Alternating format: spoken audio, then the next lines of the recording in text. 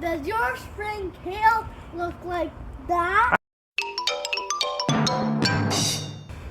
A couple weeks ago, we did a review of the perennials.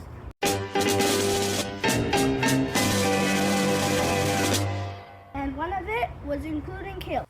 At that time, it was early spring, and we were eating the young kale leaves. Look, it changed so much. It used to be short, now it's tall. It used to have no yellow flowers. Now it has really bright yellow flowers. Don't waste these beautiful kale tops. There are at least 2 things you can do with kale tops. Kale tops are edible.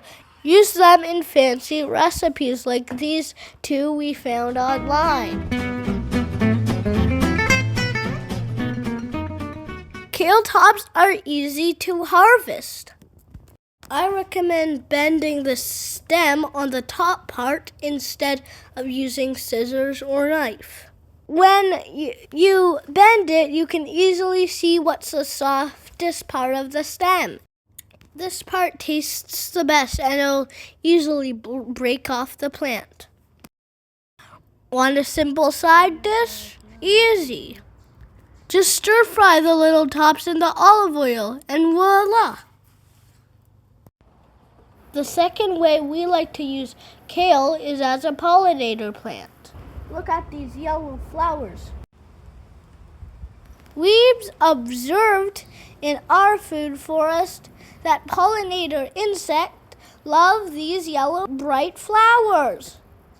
So leave kale tops in your garden so these beneficial insects can come. That's it, folks. 2 ways to use kale tops. I have to admit, kale tops aren't my favorite, but at least I tried it. Parents seem to like it. I'm Armand and I dig food forests. If you like this video, tell us on YouTube. Give us a thumbs up or a comment. You can find more of our videos on Discover Food Forest YouTube.